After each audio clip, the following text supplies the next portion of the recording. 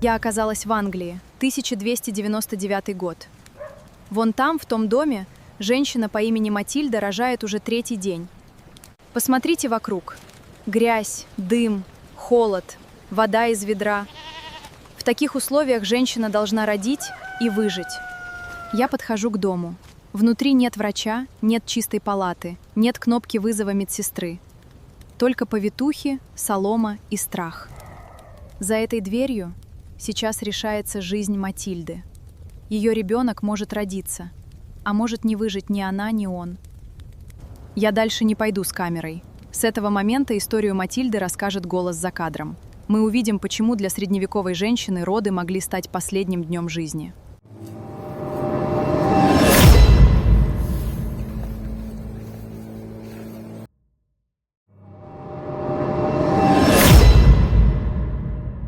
Мы привыкли, что роды – это больница, врач, стерильная палата, монитор рядом с кроватью, кнопка, на которую можно нажать, если что-то пошло не так. У Матильды не было кнопки, не было врача, не было чистой простыни, не было человека, который понимал, что такое бактерии, заражение крови и родовая травма. Была солома под спиной, был дым от очага, были женщины вокруг. Была повитуха, которая знала многое, но не знала главного. И была дверь. За этой дверью 3-й день ходил ее муж. Войти он не мог, помочь тоже. А внутри, в тесной комнате сельского дома, 22-летняя женщина рожала уже 3-й сутки. Ее звали Матильда. Англия, 1299 год. Самый опасный день ее жизни проходил не на войне, не во время чумы, не на площади перед толпой. Он проходил дома, там, где женщина вроде бы должна была быть в безопасности. Но в Средневековье дом не спасал. Тело могло предать ее прямо на соломе. И если ребенок не появлялся, комната начинала понимать. Матильда может не пережить эту ночь. Перед тем, как мы продолжим, подпишитесь на канал «Там было хуже», чтобы не потерять лучшие видео о сложностях жизни в прошлом. Впереди у нас еще очень много историй, после которых современная жизнь уже не кажется такой тяжелой. Оставьте короткий комментарий под видео и поставьте лайк. Это помогает каналу развиваться и выпускать новые материалы. Спасибо, а теперь продолжим. Матильда не королева, не святая, не женщина, чье имя аккуратно записали в хронике рядом с именами мужчин. Она обычная, именно поэтому она важна. Обычных женщин история чаще всего проглатывала молча. Они рождались, работали, рожали, умирали. И если с ними не случалось чего-то скандального, если рядом не было суда, монастырского архива или богатого семейного счета, их голос исчезал. Поэтому скажем честно. Матильда – собирательный образ. Так могла зваться женщина в Англии конца XIII века. Так могла выглядеть ее комната. Так мог идти ее 3-й день родов. Мы не держим в руках ее дневник. У нее, скорее всего, не было дневника. Мы собираем ее историю из того, что осталось от эпохи. Из медицинских трактатов, церковных правил, записей о повитухах, молитвенных свитков, исследований материнской смертности и вещей, которые когда-то держали в руках настоящие женщины. Например, в коллекции Wellcome хранится родильный свиток, который ученые называют Wellcome MS-632. Он позднее Матильды, примерно начало XVI века. Но он показывает долгую традицию, которая тянулась через Средневековье. Женщинам во время беременности и родов давали молитвенные пояса, свитки, тексты, образы святых. Не потому, что это было красиво, а потому, что было страшно. Кембриджские исследователи изучали такой пергаментный родильный пояс и нашли на нем следы, которые указывают, его действительно могли носить во время родов. Не как музейную ленточку, а как вещь, за которую цеплялись руками, когда другого контроля почти не оставалось.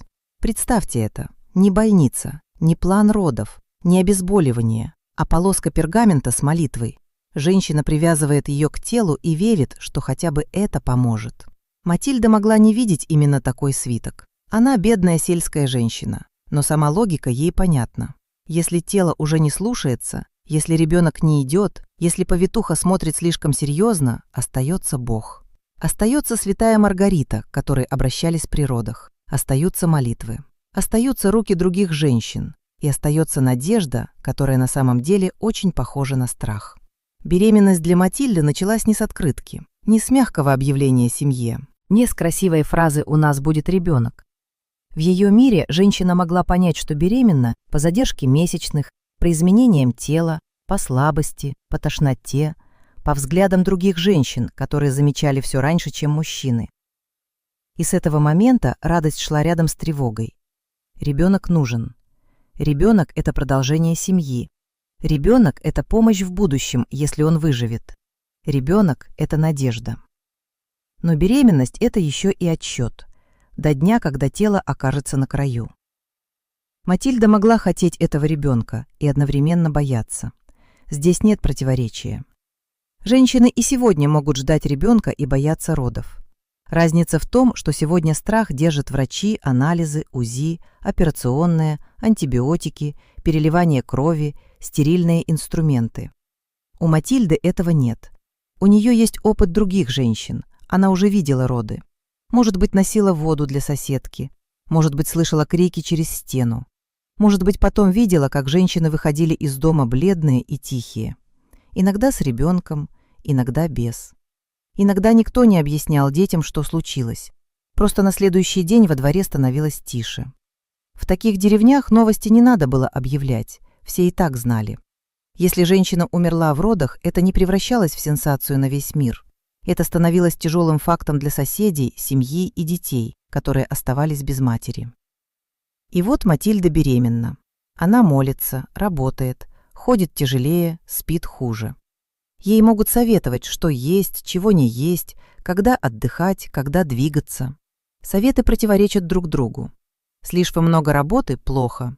Слишком много отдыха – тоже плохо. Мало еды – ребенок будет слабым. Слишком много еды – роды будут труднее. Вино может согреть, вино может навредить. Травы могут помочь. Травы могут быть опасными. И в любом случае, если что-то пойдет не так, кто-нибудь потом скажет: значит, она что-то сделала неправильно. Очень удобно. Женщина рискует телом, а виноватой все равно может остаться она. В ученых медицинских текстах того времени уже были рассуждения о женском теле. Самый известный корпус таких текстов – Тротула, связанный с южноитальянским Салерно. Матильда его не читала. Она, скорее всего, вообще не умела читать. Но где-то далеко от ее деревни ученые люди уже писали о женских болезнях, трудных родах, травах, маслах, приемах, которые должны облегчить роды.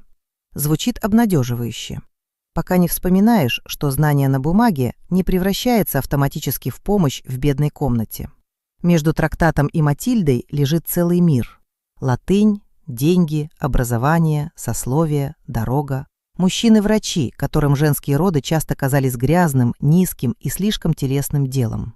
И комната, где Матильда лежит на соломе, а рядом с ней не ученый-врач, а повитуха. Вот о ней надо сказать отдельно, потому что повитуху легко превратить в карикатуру, в какую-нибудь темную старуху с травами, шепотом и суевериями. Но это будет глупо и нечестно. Повитуха была не ведьмой из сказки, она была последней надеждой. Просто Надежда тоже была почти слепой. Она знала женское тело не по университету. Она знала его по крови, страху, рукам и памяти. Она видела десятки родов, может быть, больше. Она знала, как держать роженицу, когда дать ей сесть, когда поднять, когда уложить, когда велеть дышать, когда позвать еще женщин, когда тревога уже настоящая. Она могла знать травы, молитвы, приметы, могла понимать, как повернуть ребенка руками, если положение кажется неправильным. Могла крестить младенца в экстренном случае, если священник не успевал, а ребенок был слишком слаб. Историки пишут об этом прямо. Повитухам давали такое право, потому что речь шла о спасении души ребенка. В этом весь средневековый ужас. Ребенок еще не успел вдохнуть нормально, мать еще лежит между жизнью и смертью, а комната уже думает не только о теле, но и о вечности. У повитухи есть власть, редкая женская власть. В обычной жизни она могла быть бедной, зависимой, подозреваемой, осуждаемой, но в родовой комнате она главная. Не муж, не отец, не священник за дверью. Она. Женщина, которая стоит рядом с другой женщиной и должна решить, когда ждать, когда вмешиваться, когда молиться, а когда уже признать, что дело идет плохо. И вот роды Матильды начинаются. Сначала, возможно, все выглядит терпимо. Боль приходит волнами. Женщины говорят, так и должно быть. Повитуха смотрит, трогает живот, проверяет, как идут схватки. В доме переставляют вещи. Мужчин выводят. Младших детей уводят, если есть кому увезти. Очаг разжигают сильнее. Окна и щели могут закрыть, потому что сквозняк считали опасным.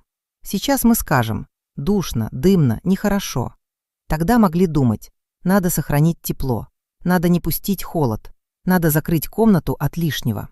Родовая комната становится отдельным миром, маленьким, темным, женским и очень тесным. Муж Матильды, назовем его Томас, ходит снаружи.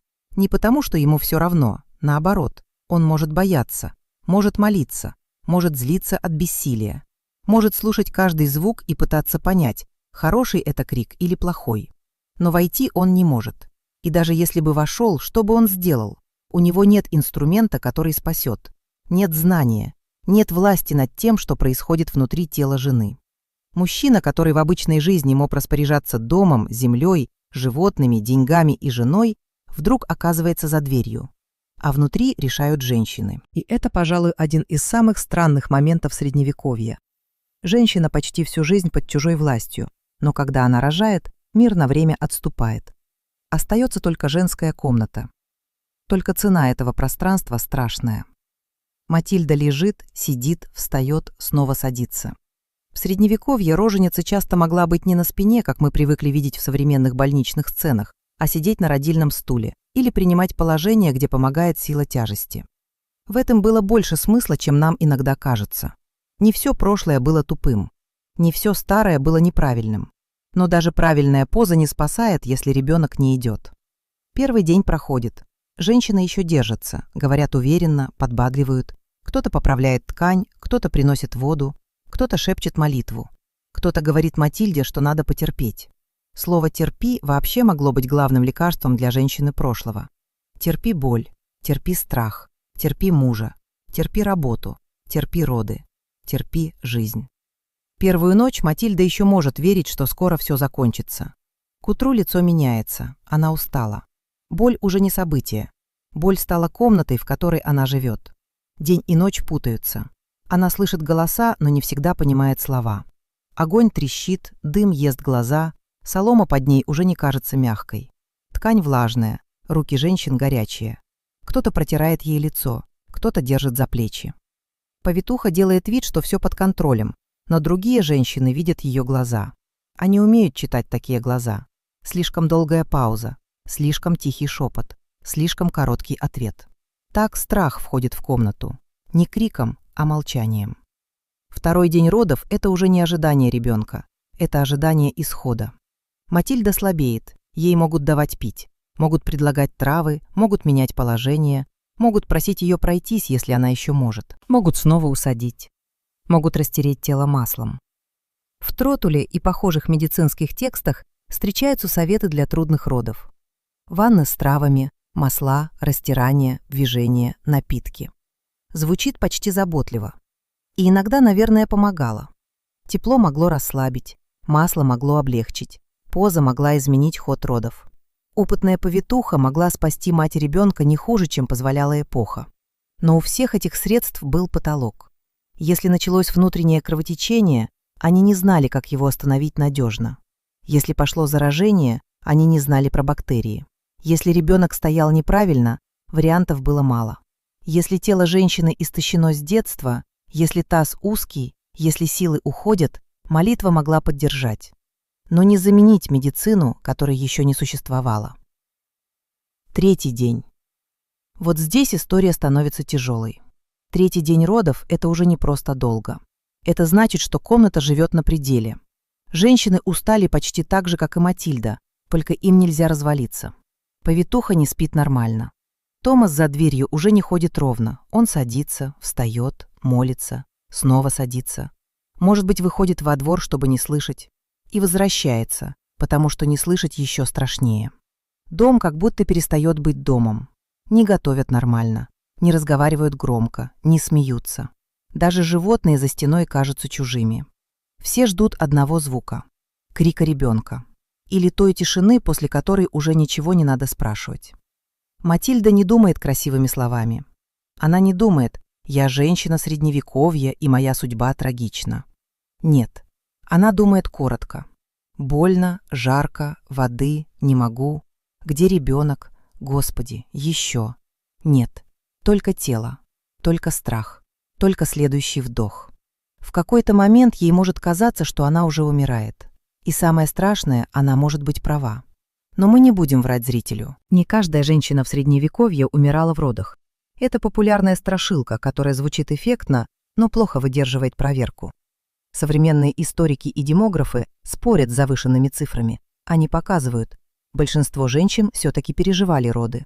Именно поэтому рождались новые дети, семьи продолжались, деревни жили. Но доверие строится не на преувеличении. Опасность была в другом. Риск был намного выше, чем сегодня. Он был сосредоточен в коротком страшном времени, и женщина проходила через него не один раз. Беременность за беременностью, роды за родами. В одном случае повезло, во втором тоже. В третьем организм уже слабее, в четвертом проявляется кровотечение, в пятом начинается горячка, и никто не знает, где именно выпадет черная метка. Вот почему женщины боялись. Не потому, что каждая вторая падала замертво, а потому, что никто не мог сказать: «С тобой этого точно не случится». Сегодня врач может видеть риск, не всегда спасти, но хотя бы видеть. У Матильды риск сидит рядом, как невидимый человек, молчит, ждет. И на третий день все в комнате уже чувствуют его дыхание. Если ребенок не идет, повитуха пробует снова. Она может попросить Матильду изменить положение, может нажать на живот, может попытаться руками понять, что происходит, может дать питье, может велеть женщинам держать роженицу, может молиться уже не тихо, а почти отчаянно. Потому что дальше начинается место, куда никто не хочет идти, место страшного выбора. Мы не будем смаковать его, не будем превращать родовую комнату в дешевый хоррор. Здесь и так достаточно ужаса. Если роды становились катастрофой, повитуха могла оказаться перед вопросом, который сегодня звучит почти невыносимо. Кого еще можно спасти? Мать, ребенка или уже никого? Церковь думала о душе младенца, семья думала о наследнике. Женщины в комнате думали о Матильде, которая лежит перед ними живая. И вот тут прошлое нельзя объяснить одной фразой: они были жестокими. Нет. Часто они не были жестокими, они были беспомощными. Это разные вещи. Жестокость, когда можешь помочь и не хочешь. Беспомощность, когда хочешь, но не знаешь как. Средневековье часто убивало именно так, не злодейством, а незнанием.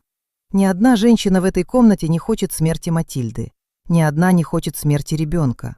Но желание не расширяет таз, не останавливает кровь, не убивает бактерии, не дает наркоз, не дает стерильную операционную, не дает антибиотик.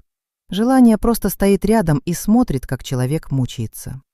Вот почему эта сцена такая тяжелая. Не потому, что там все плохие, а потому, что хороших намерений слишком мало. Повитуха может быть опытной, доброй, сильной. Она может знать десятки приемов.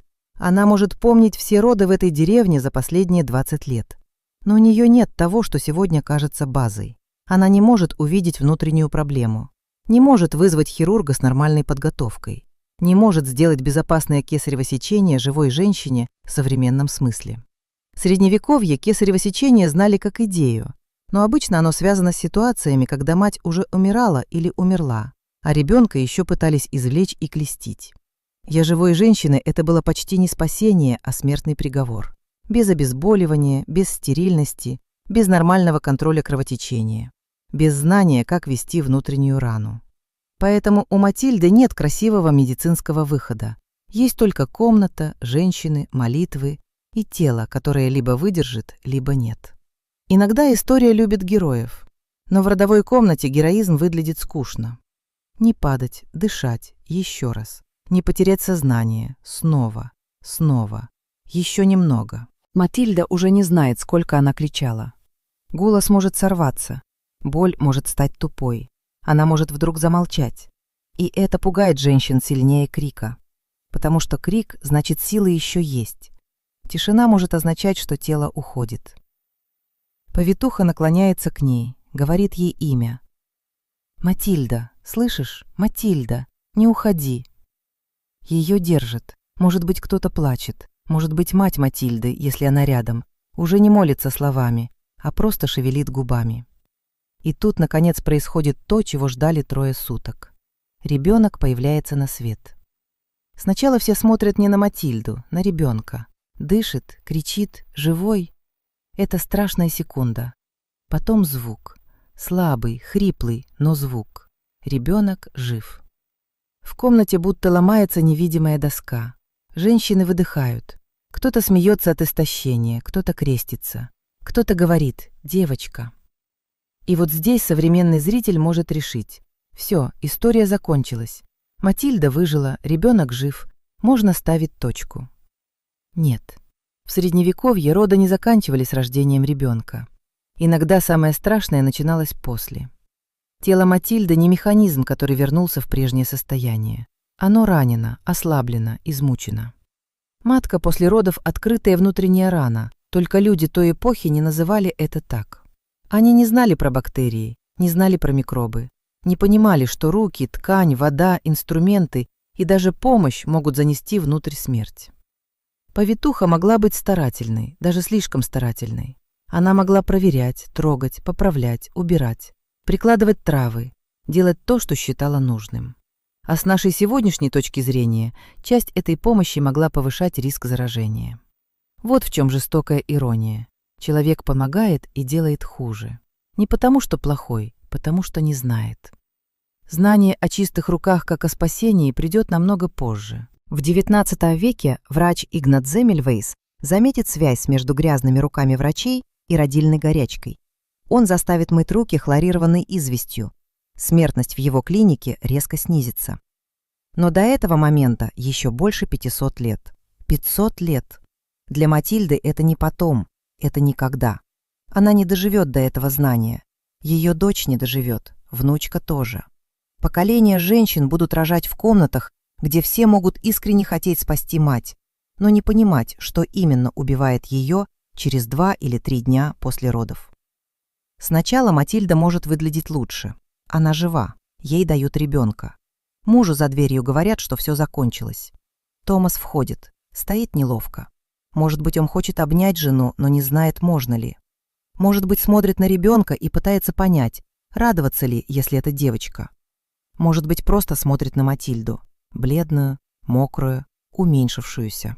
Как будто за эти 3 суток из нее вынули не только ребенка, но и несколько лет жизни. Он может сказать что-то хорошее, может ничего не сказать. История не сохранит его слов. История вообще плохо сохраняет слова бедных людей у постели. Потом женщины убирают, меняют солому, складывают ткань, гасят лишние свечи. Повитуха моет руки так, как умели мыть руки тогда. Не как хирург, как человек после тяжелой работы. Для нее это не конец. В соседней деревне скоро позовут снова. Другая женщина уже считает дни. Другая семья уже боится. Другая дверь скоро закроется перед мужем. Матильда лежит, ребенок рядом.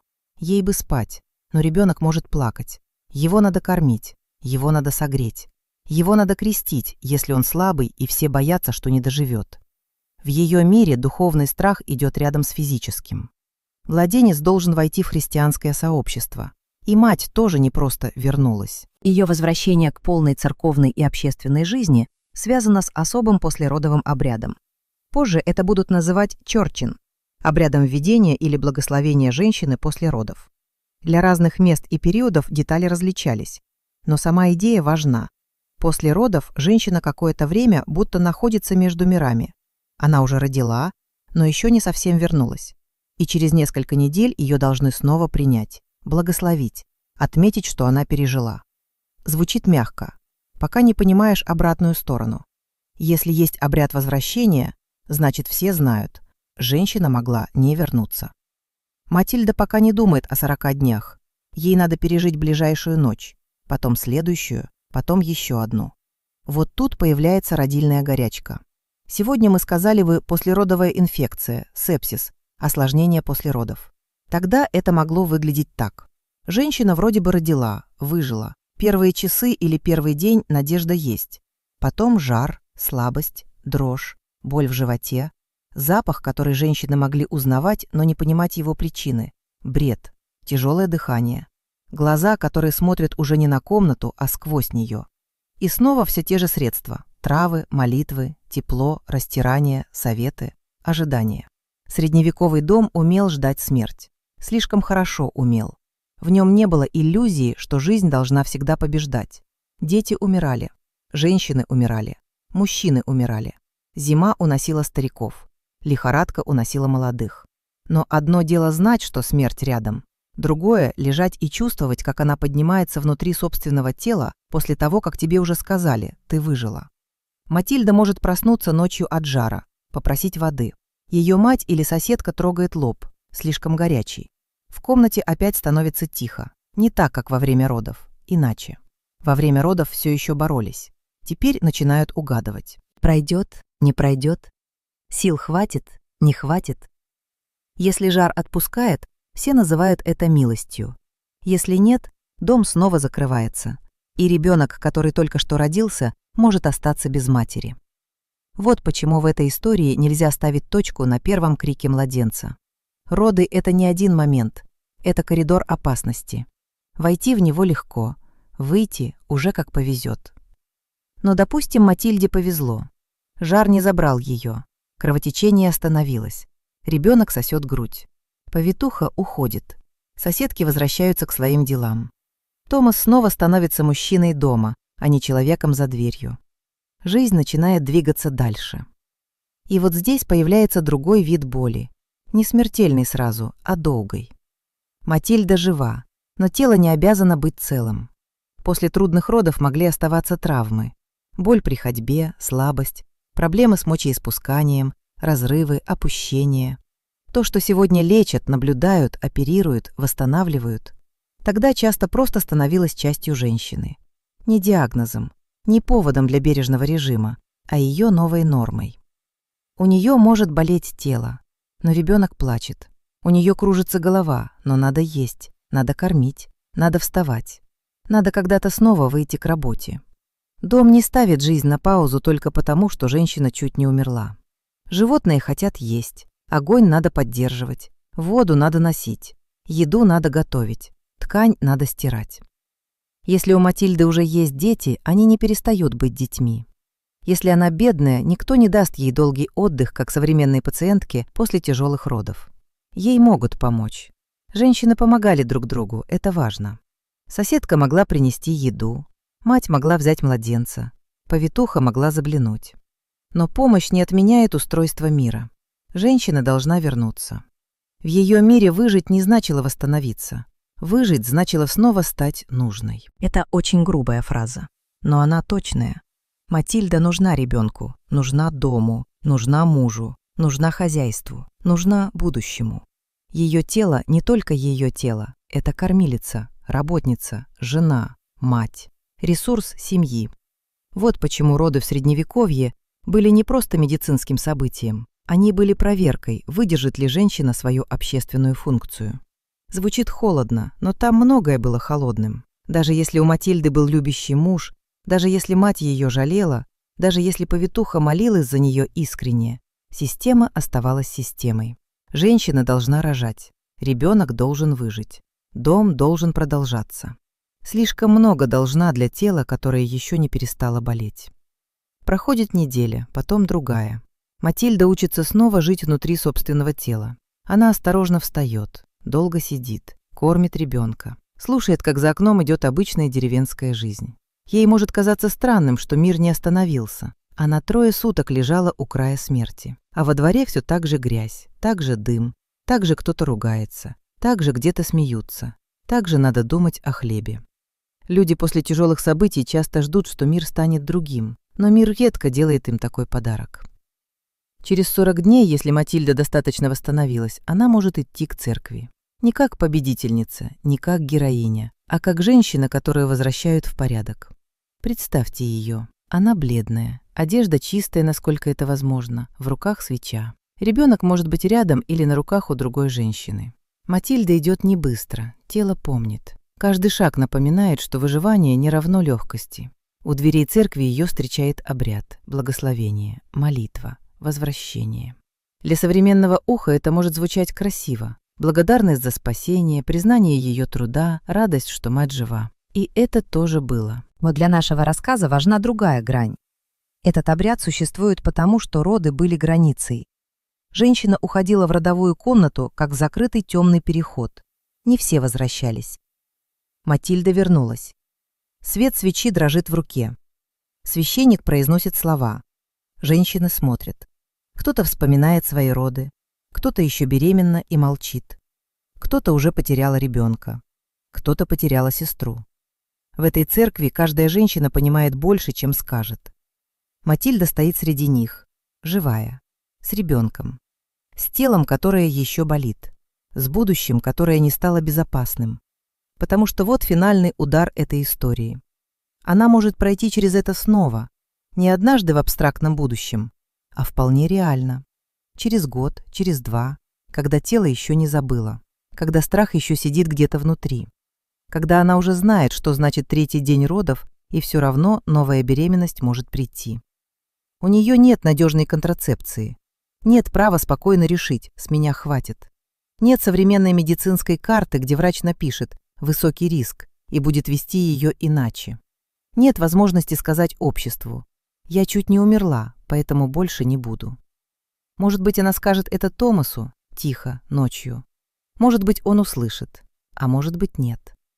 В Средневековье женское «я боюсь» не всегда было аргументом. Особенно, если семье нужны дети. Особенно, если нужен сын. Особенно, если ребенок родился девочкой. Особенно, если предыдущие дети умерли. Матильда выжила. Но это не освобождение, это отсрочка.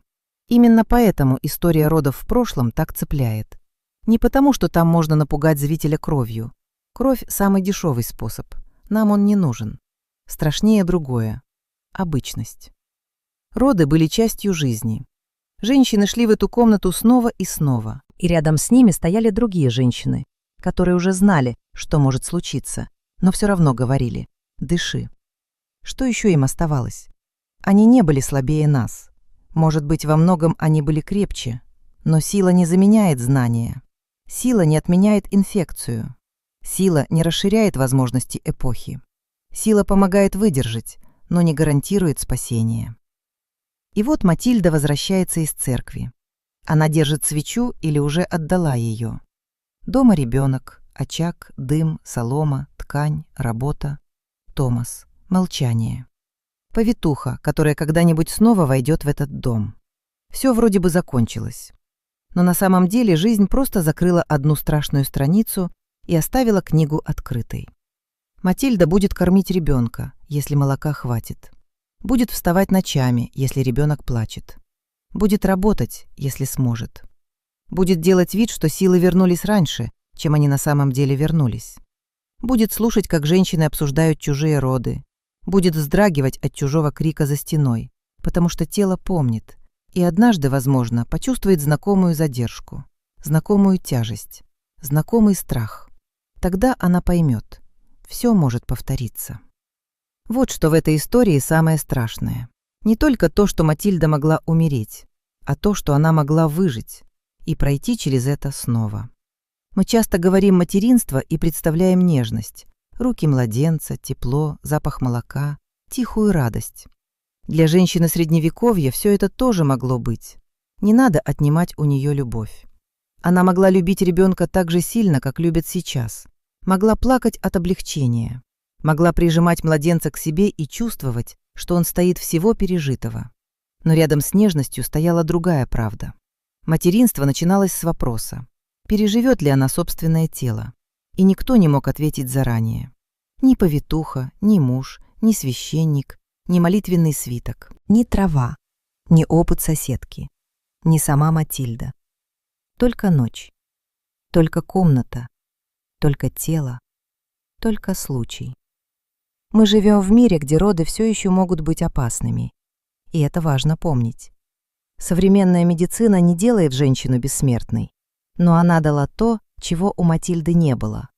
Возможность увидеть проблему раньше, остановить кровотечение, сделать операцию, ввести антибиотик, обезболить, спасти ребенка, спасти мать, позвать помощь, нажать кнопку. У Матильды кнопки не было. Была дверь, была солома, был 3-й день, И была мысль, которую никто в комнате не произносил громко. Она может не выжить. Но она выжила. В нашем рассказе выжила. Не потому, что так было всегда, а потому, что нам важно увидеть не только смерть прошлого, но и его тяжелое продолжение. Матильда осталась жить, и именно поэтому ей пришлось вернуться туда, откуда современный человек захотел бы сбежать.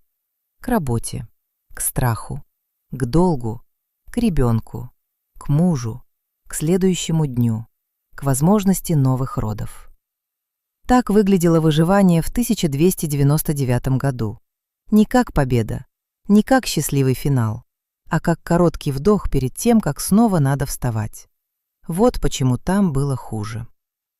Если эта история вас зацепила, подпишитесь на канал «Там было хуже». Здесь мы разбираем прошлое не по коронам и красивым легендам, а потому, как обычные люди жили телом. Мерзли, рожали, работали, боялись, терпели и все равно продолжали.